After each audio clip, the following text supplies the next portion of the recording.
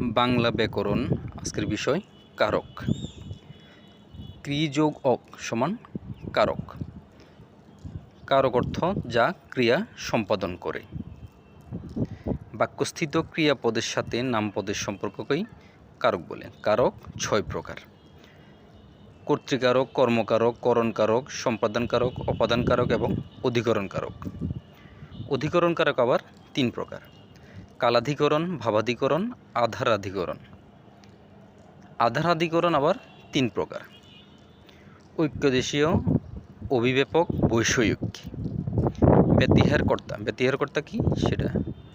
কোনো বাক্যে যে দুইটি কর্তা একত্রে কাজ করে তাদেরকেই ব্যতিহার কর্তা বলে।